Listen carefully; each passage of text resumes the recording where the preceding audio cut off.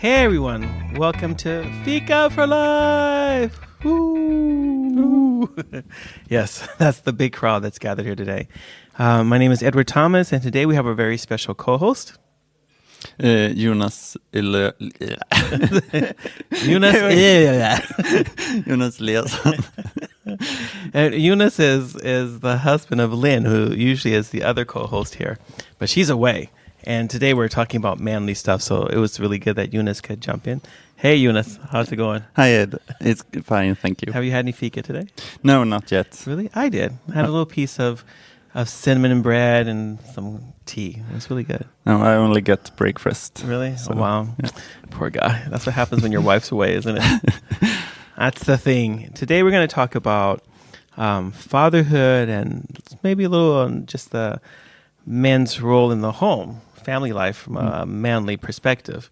And so, yeah, do you want to start, Jonas? Do you have any thoughts, anything about, because you have, like 20 children now? 20 children? Yeah. No. Okay. I thought you were going to say I haven't yes. gone so far yet. I thought you were going to say, yes, we have 20. I'm like, poor Lynn. Oh, my gosh. That's why she's not here. No, you guys have one daughter? Yes. And how old is she? She is 2.5, a little more, almost 3 years terrible old. Tooth. Yeah. Yes. And I have 5 children, but my children are all adult children. So I'm looking at fatherhood from another perspective than what you are. Yeah, probably, but you have been there. Been there, done that. I'm the expert. Yes. That's the problem. If you look at my children, you'll be like, oh my gosh, really? Yeah. No, they're fine. They're alive and healthy. So what do you think was the most shocking thing about being a dad? Like, what's something you weren't prepared for? Oh, that's a difficult question. Maybe everything. You can read about it, but to feel it and live it, it's another thing. So I would say maybe the thing that you feel that you have more responsibility, that you can't do whatever you want to do. You feel a little more locked down. You can't restricted. go. That's what we call that. Trapped. You can't go. You're bound. Go out everywhere because somebody has to take care of Nomi, and it can't always be Lynn's task. So I thought the smell of the poop. You think like babies, because when you hold a baby, they always smell kind of like baby-ish, And then when you get a baby home, and you find out they poop a lot. And sometimes that poop is really strong. Like, I wasn't prepared for that. So the first I was like, I thought something was wrong with Eddie when he was born because it was so strong. And I thought, oh no, my son is sick because his poop smells so bad. But it was just normal. I just wasn't prepared for that. And the amount of poop I wasn't prepared for. Because there were a lot of diaper changes, so it was a lot. Yeah, because I work with elderly people, I'm used to so you were different smells. So you were prepared. You're like, this is nothing. For that. Wait till they're like 70. Woo! Yeah, I see a lot of similarities, sadly. Probably is. Maybe that might be a good thing. Maybe that would be the thing, like before you're going to become a new father, you should work in elderly care. And because taking care of like people who are maybe have dementia or on their way to dementia, people who no longer can take care of themselves. It is kind of what a baby is, taking care of a baby is like. Interesting. For all of you who don't have children, don't let this scare you. This is normal. But the responsibility, what was the hardest thing about, or was it easy to take on this sudden amount of responsibility? I wouldn't say it's easy. It's you do what you can along the way. You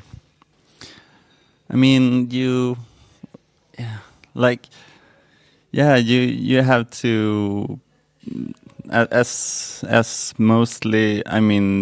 There is a view that the man should provide, and the woman is more the caregiver. But that's changing. So, but still.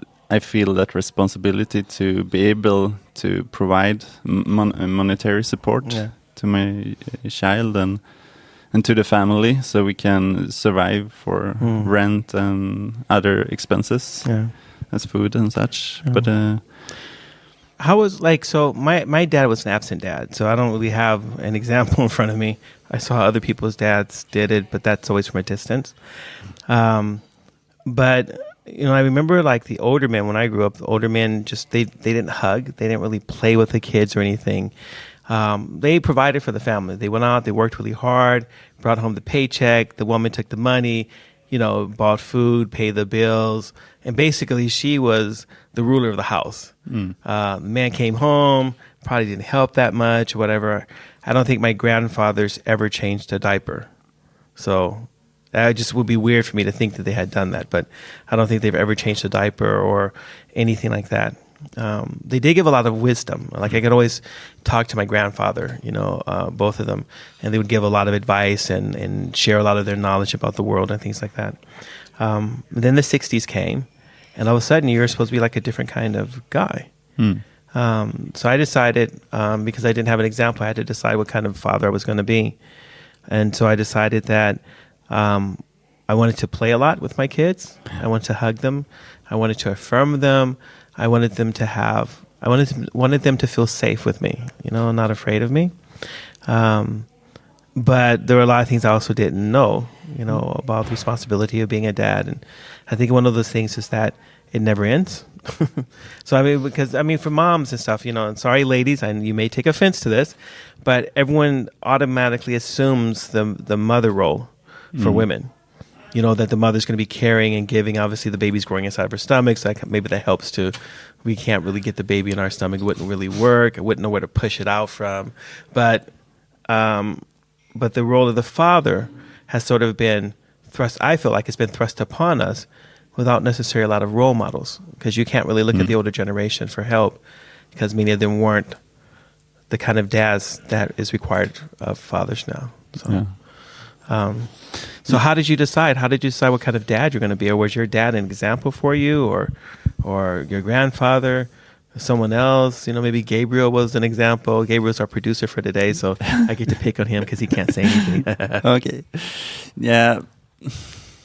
That's the thing. My dad haven't been so visible in my home, at least. So I would say I have closer connection to my mother as a role model, because she was always there, loving and caring. But of course, my father has been there as a provider, and he's been very strict. So I think it has been a good balance. But yeah, what to say? I would say I don't really have a clear role model. I would say. I get a lot of what I gotten from my education, from school, what I've got from friends, from family, from my cousins, what I got from also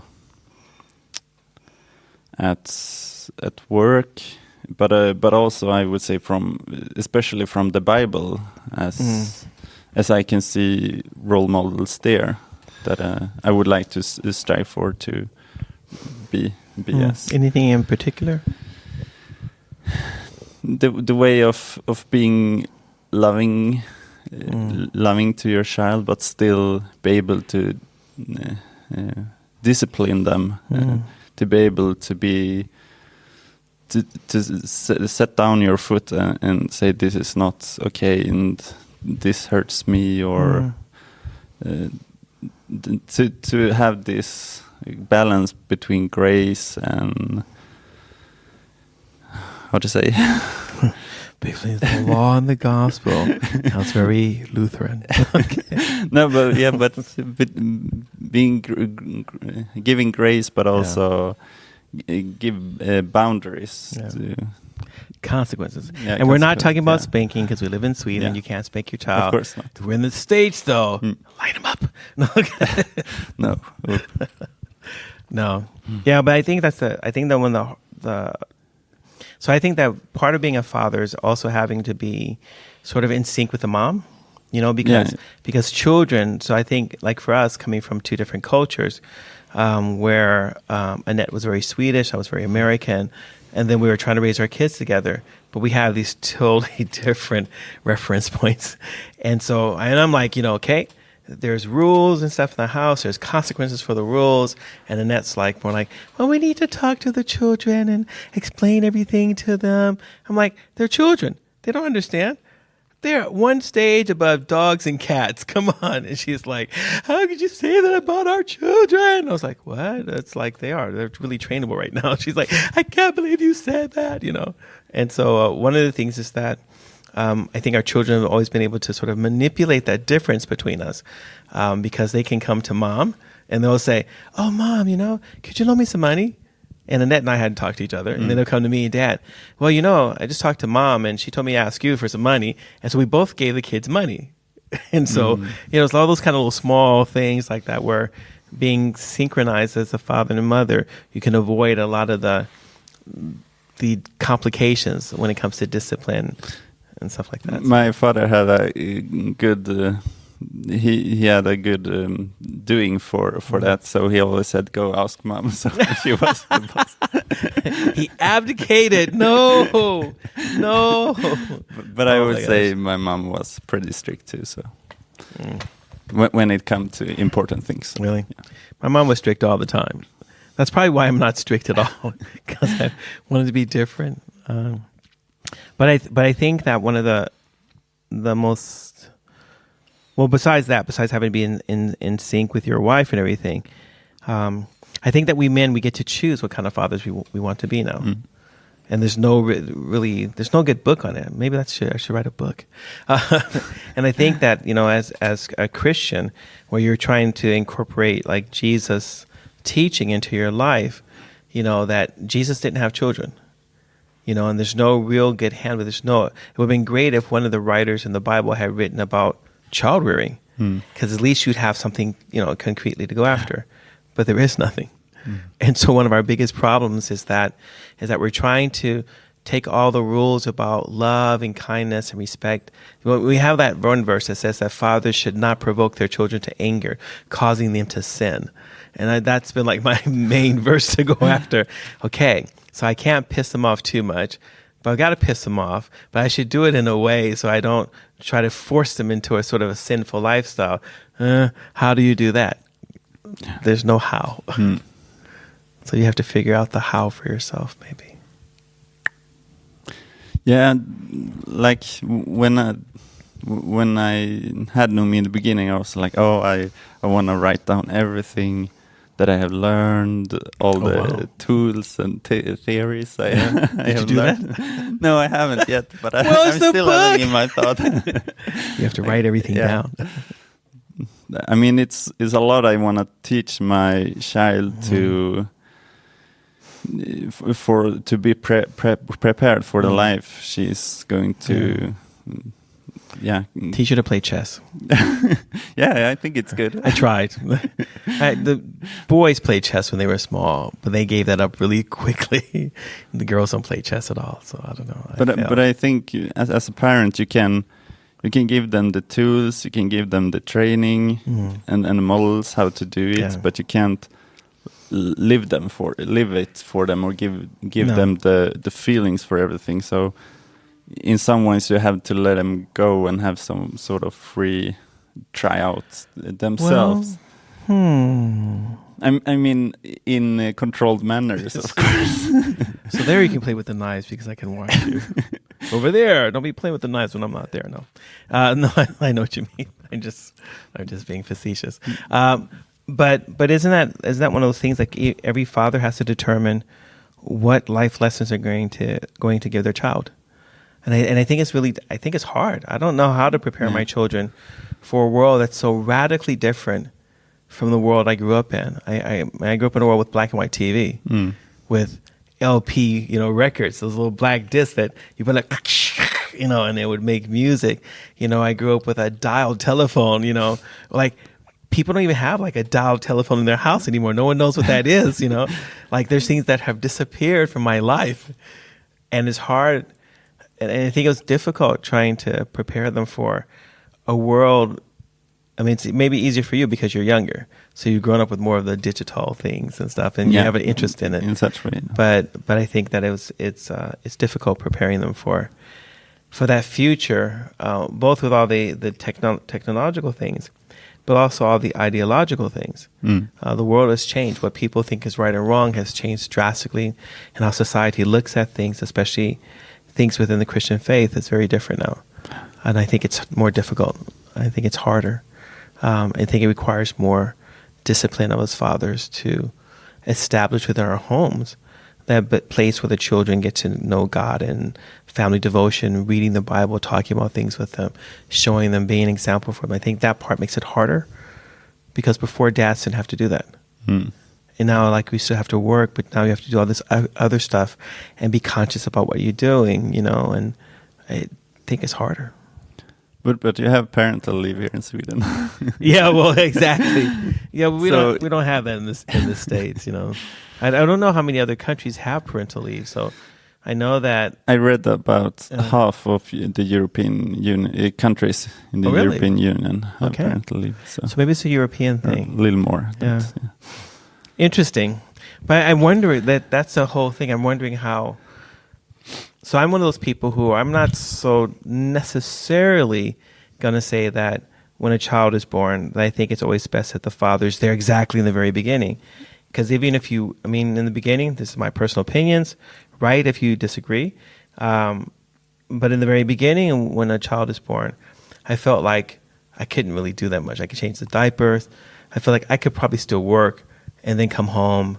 And then when the baby was up and stuff, I can like hold the baby and do stuff with the change of diapers so that my wife could get a break and stuff like that. In the middle of the night, I could wake up and go get the baby so she could get some rest. But it wasn't really a lot to do. And so I took my parental leave a little bit later when the children were actually up running and walking and actually destroying things because I felt like I could contribute more. When I felt like I was still bonding with my kids, I was still there and I was helping out. But I felt like my contribution was a lot more when I took my parental leave late. And I know that goes against the common flow where they're saying, oh, the dad should take the parental leave like in the very beginning. And I'm like, wife just had a baby. She probably needs to rest some. I don't know, you know. Maybe I'm old-fashioned. I don't know. You know, it's... Yeah, you know. Women have been taking care of children by themselves with no interference from men for thousands of years. I don't think that somehow women have genetically become weaker, and so they are dependent upon us men. But I think that society has sort of brought that about. Now I just said something controversial. Yeah, I think that's of course you're more involved, but still, it feels like I maybe doesn't have that. It doesn't feel like I have that close connection to my daughter, even if I was like close to her, because Lynn had to take care of Numi, like breastfeed and in such a way, and even when I don't know, but Numi is my daughter is always calling Lynn when it's something that she's sad for, or even if I can give her that comfort or support. I think it's built in. I think God built it. I know. Here we go again. I'm just going to stick my foot in the pie today. So I think that God has built a system like this, that children naturally gravitate towards their mothers, especially in the beginning. So all of my children have all been like, mama, mama, mama, mama, mama, mama. And it was like, I think the first time, so when Eddie was born, Eddie's the oldest one of our 5 kids. And when Eddie was born, I had to get used to the fact that all of a sudden, I was not like an important person anymore. Like, I don't know if you felt that way, but I felt like, I worked, I came home, you know, I tried to be as active a dad as I could. I tried to be a supportive husband. But really, it was the mother and baby show.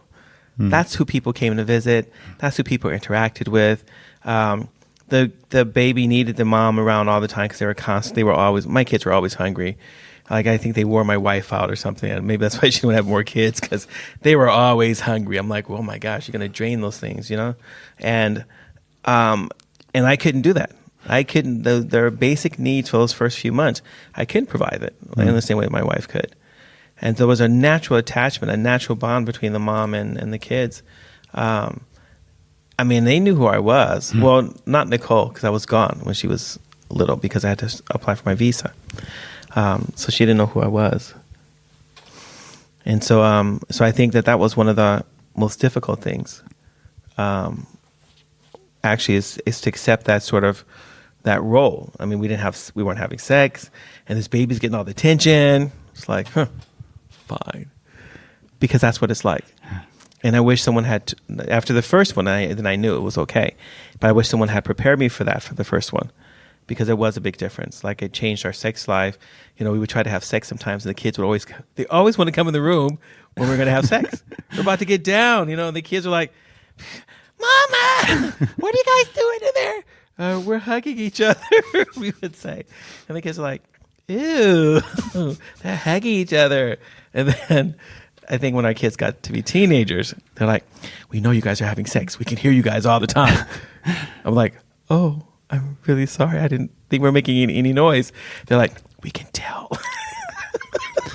So how would you say parenting of a teenager would be? Well, that might be what we have to take for the next one, is what happens after because I think the role of a father changes when the kids get older. I think that, so I think things like when the children were really, really small, the mom was really important. What happens once they start running around, when they're between like 4 or 5, 3 or 4 or 5, all of a sudden my role as a father was like, it was all about dad.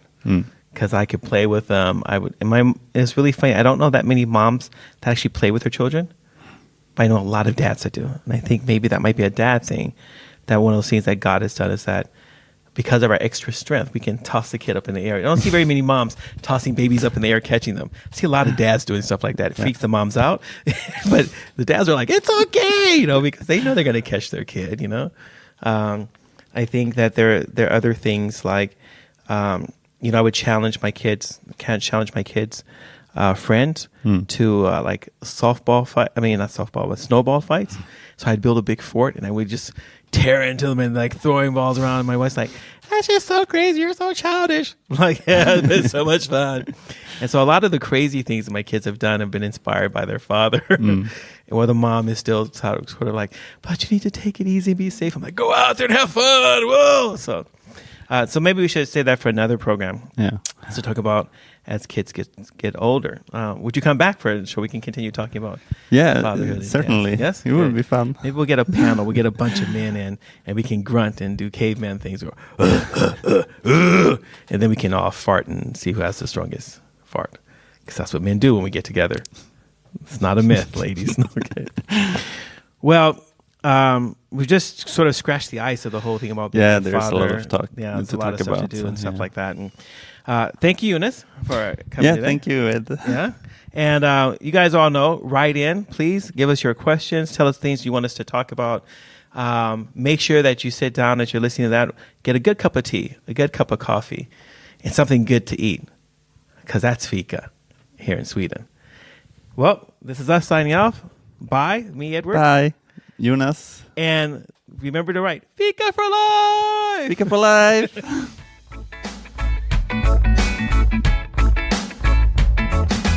Thank you for listening. If you have any comments or ideas, please send us a message to fikaforlife@mail.com. Fika, F-I-K-A. This was the Fika for Life podcast with Lynn Nguyen and Edward Thomas, and we hope to hear you again.